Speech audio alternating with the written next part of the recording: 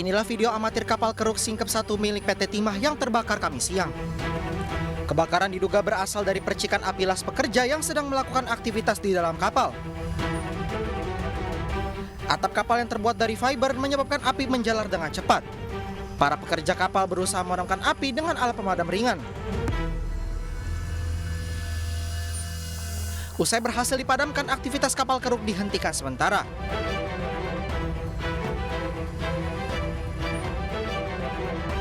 Setelah sampai di kapal Singkep 1, di sana diketahui ada bekas terbakar di bagian atap.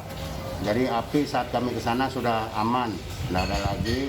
Jadi yang terbakar di bagian atap yang diduga sementara sesuai keterangan dari ABK awak kapal itu ada aktivitas di atas pengelasannya. Nah, untuk korban jiwa tidak ada. Penyebab pasti kebakaran masih dalam penyelidikan. Tidak ada korban jiwa dalam kejadian ini. Dari Kabupaten Bangka Belitung, Muhammad Maulana, iNews melaporkan.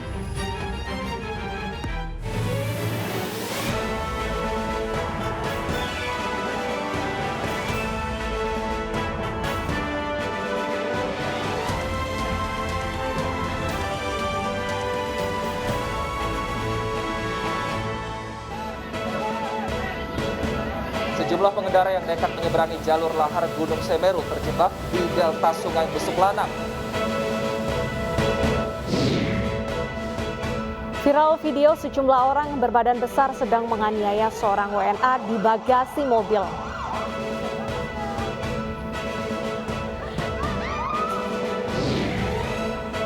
Puluhan anak-anak antusias menjalani vaksin di atas kapal perang di Cilegon, Banten.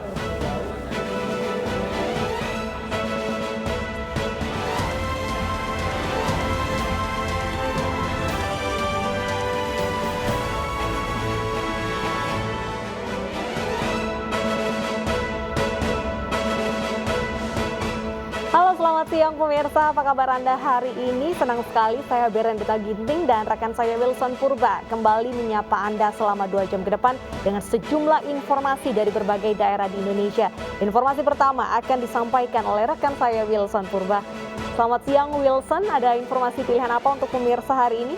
Ya Berendita, selamat siang. Untuk informasi yang akan kami hadirkan kepada Anda pemirsa, kita awali dari korsleting listrik yang mengakibatkan kebakaran di gudang WIK atau rambut palsu di Kota Pasuruan, Jawa Timur. Sementara itu lapak pengolahan limbah plastik di Tangerang Selatan, Banten juga hangus terbakar.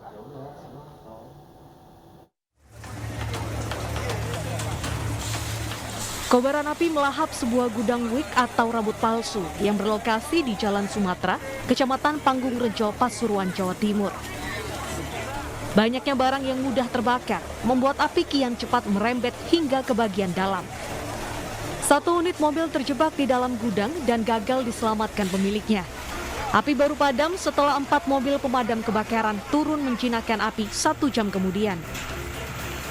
Saya tidak tahu, di telepon. Oh ya, ada kebakaran dulu. Kebakaran apa lagi? Gitu. Gudang. Saya ke gudang, saya buka gudang di muka sini ada api. Ya itu. Ibu TKP ceritanya. Jadi kondisinya kosong. Kosong memang kosong. Asal gudang. Di dalam ada apa saja kira-kira? Kayunya tidak ada terlalu banyak, kayak tidak ada banyak. Tidak ada korban jiwa dalam kebakaran tersebut, namun kerugian ditaksir mencapai 300 juta rupiah. Dugaan sementara, gudang terbakar akibat hubungan pendek arus listrik. Dari Pasuruan, Jawa Timur, Jaka Samudra, iNews melaporkan.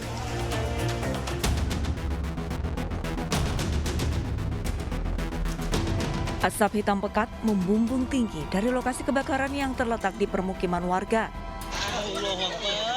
Jaya 65. Asap muncul dari kebakaran yang terjadi di lapak pengolahan limbah plastik di Lengkong Gudang Timur, Serpong, Tangerang Selatan. Api cepat menyebar karena bangunan berisi plastik yang mudah terbakar.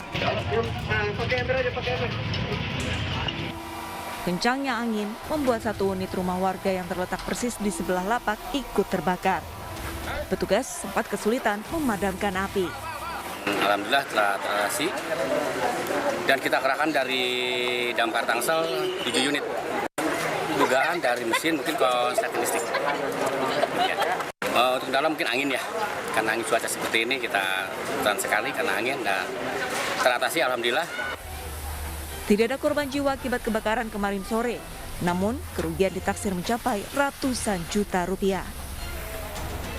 Dari Tangerang Selatan, Banten, Nunung Purnomo, iNews melaporkan. Seorang remaja tewas tertimpa potongan kayu di Pali, Sumatera Selatan. Ia tewas setelah melompat dari truk saat truk oleng.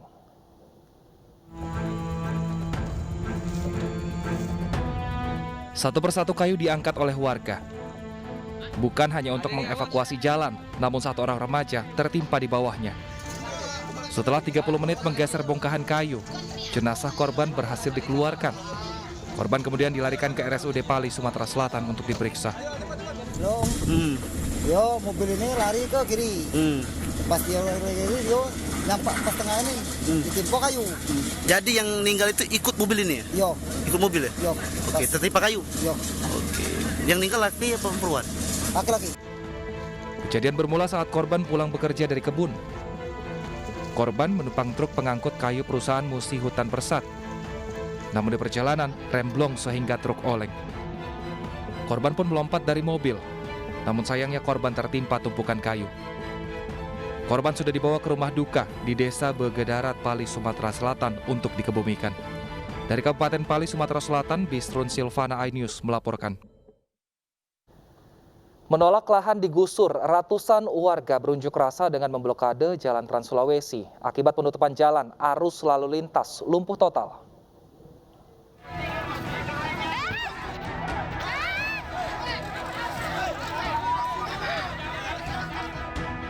Kericuhan terjadi saat pendemo dari Aliansi Masyarakat Maser 60 melaksanakan aksi bakar ban di tengah Jalan Trans Sulawesi. Para pendemo merupakan warga Kabupaten Nrekang yang menolak penggusuran lahan pertanian menjadi lahan PTPN. Mereka meminta pemerintah memikirkan nasib rakyat yang jadi korban penggusuran lahan pertanian. Bahkan rumah mereka juga ada yang terdampak penggusuran. Aksi blokade jalan ini mengakibatkan kemacetan di jalur Trans Sulawesi. Untuk PTPN untuk memberhentikan segala bentuk aktivitas di lokasi ex HGU PTPN. Yang kedua, meski sempat terjadi ketegangan, polisi akhirnya dapat meredam aksi warga sehingga jalan Trans Sulawesi yang merupakan penghubung antara Kabupaten Sidrap, Nrekang, dan Toraja dapat dilalui. Dari Nrekang, Sulawesi Selatan, Jufri Tonapa, iNews melaporkan. Pemirsa, seorang ibu menuntut anaknya karena mencuri kulkas. Sang ibu mengaku kesal karena terdakwa juga pernah menggelapkan uangnya.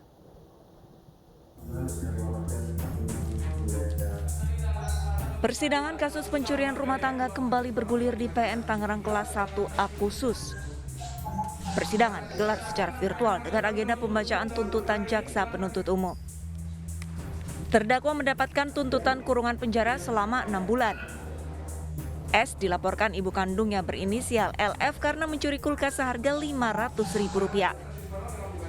Selain itu, berdasarkan keterangan pelapor, orang tua juga kesal karena anaknya pernah menggelapkan uang kontrakan yang ia miliki. Terkait dengan intimidasi terhadap orang yang kontrak di rumah kontrakan itu yang notabene milik Bunda. Terus ada juga peristiwa pengrusakan rumah kontrakan yang dilakukan oleh Simon, dan ada penggelapan dana uang kontrakan itu selama setahun diambil oleh Simon yang tidak diberikan kepada ibunya.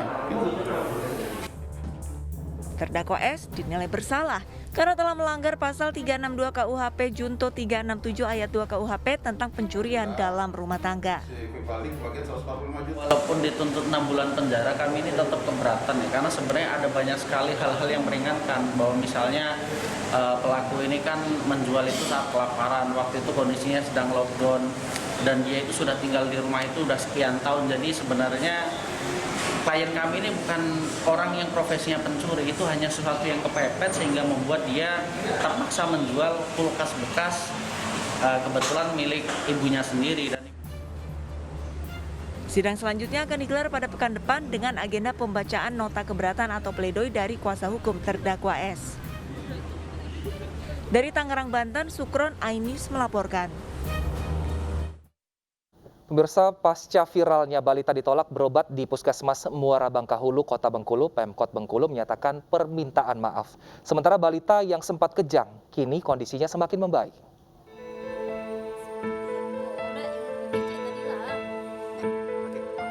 Inilah Nancy, 33 tahun bersama anaknya Davin Afif Alyubi yang berusia 1 tahun 8 bulan saat ditemui di kediamannya di Desa Arga Indah 2, Kecamatan Meriki Sakti, Kabupaten Bengkulu Tengah. Nancy menceritakan pengalaman pahitnya saat ditolak petugas Puskesmas Muara Bangkahulu ketika membawa anaknya yang kejang 31 Januari lalu saat sebelumnya berbelanja di pasar. Ironisnya saat tiba di Puskesmas Muara Bangkahulu, anaknya tak mendapatkan pelayanan dengan alasan jam kerja telah habis. Di Puskesmas itu tidak ada sedikit pun, jadi langsung bawa ke rumah sakit kota juga. Tidak ada dilayani sedikit pun kan, kami di situ tuh cuma beranak tulah kan sampai keluarkan itu kan, terus tuh suruh pergi ke tempat bidan juga ngomong tidak ada sedikit pun obat. Wakil Wali Kota Bengkulu Dedi Wahyudi meminta maaf atas kejadian ini dan memastikan memberikan sanksi kepada pihak puskesmas yang lalai. Jangan karena dia warga Pekarjati, warga Benteng tidak dapat pelayanan. Karena itu sekali lagi kami minta maaf dan salah. Saya dan Pak Seda nanti akan menemui ibu itu dan kita minta maaf atas pelayanan ini dan semoga ke depan yang ini nggak terjadi lagi. Sebelumnya pihak puskesmas menyatakan sejak 1 Januari 2022 puskesmas tak lagi melayani pasien IGD 24 jam. Berdasarkan Permenkes nomor 43 tahun 2019, sehingga tak ada lagi petugas medis yang siaga setelah jam kerja berakhir. Dari Bengkulu, Endro Dwirawan, iNews melaporkan. Berniat menagih utang, seorang pria di Morowali, Sulawesi Tengah justru tewas dibacok temannya sendiri. Peristiwa berdarah ini dipicu konflik utang piutang sebesar Rp200.000.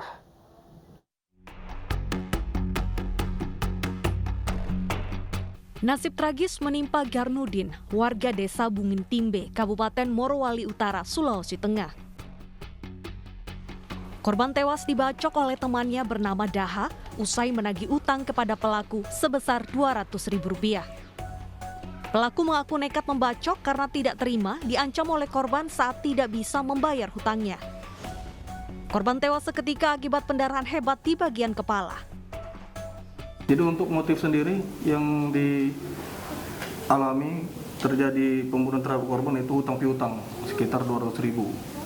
Karena merasa jengkel, pelaku merasa jengkel hutangnya terus ditagih dan harus malam itu dibayarkan karena korban sendiri harus berangkat ke Morowali besoknya, hari Rabunya. Jadi mau nggak mau malam itu harus dilunaskan karena pelaku merasa jengkel terus ditekan, akhirnya mereka janjian. Nah, janjian ketemu di warung coto. Pada saat itu pelaku memang sudah bawa parang dari rumah. Ancaman hukuman. Polisi menyita 1 buah parang yang digunakan untuk membunuh korban. Tersangka diancam hukuman 15 tahun penjara.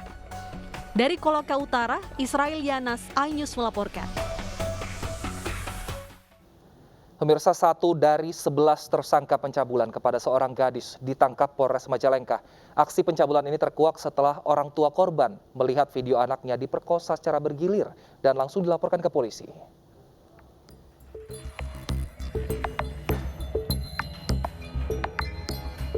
Anton, salah satu pelaku pencabulan terhadap seorang gadis, tertunduk malu.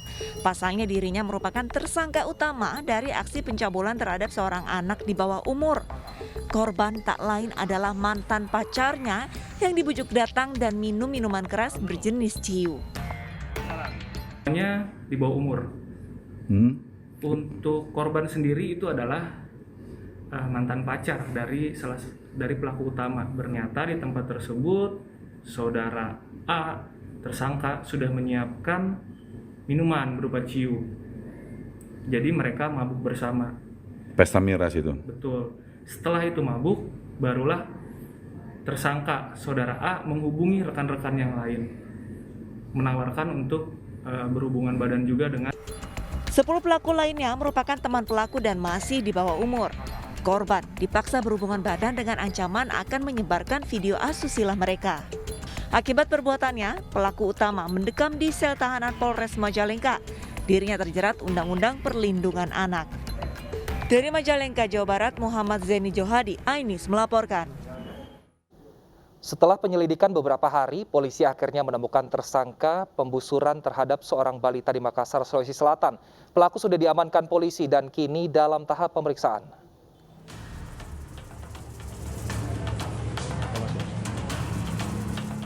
Seorang pemuda berinisial RZ ditangkap polisi sektor Talo, Makassar, Sulawesi Selatan. Tak hanya RZ, polisi mengamankan 5 pemuda lainnya yang kini masih berstatus saksi. RZ dan rekan-rekan yang telah menjalani pemeriksaan intensif dan mengaku bahwa dirinya yang telah melepaskan anak panah ke sebuah jalan. Setelah dilakukan penyelidikan, tersangka atas nama Reza yang melakukan pembusuran dan dia sudah menerangkan bahwa benar dia yang melakukan. Atas perbuatannya, tersangka dikenakan pasal 80 ayat 2 Undang-Undang Nomor 35 Tahun 2014 tentang Perlindungan Anak dengan ancaman kurungan penjara di atas 5 tahun. Sebelumnya, sebuah kejadian mengejutkan terjadi di Jalan Galangan Kapal Selasa sore. Korban sedang diajak tantenya berbelanja ke toko swalayan, namun sang balita terkena anak panah dan mengejutkan masyarakat sekitar. Kaget ini, sementara saya di sini tiba-tiba ada tetangga yang berteriak bilang anakmu kena busur. Dari saya panik, saya langsung larikan ke rumah sakit. Begitu. Kejadian ada tawuran? Oh, tidak ada tawuran, tidak ada tawuran ini. Kini korban tengah menjalani pemulihan setelah operasi pelepasan busur panah di bagian pipi kanannya. Polisi mengimbau warga tidak menggunakan busur atau senjata tajam lainnya ke sembarang arah karena dapat membahayakan keselamatan orang lain. Dari Makassar, Sulawesi Selatan, Julius Win, iNews melaporkan. 24 truk penambang pasir terjebak banjir lahar hujan. Selengkapnya kami hadirkan usai jeda, tetap bersama kami di iNews Siang.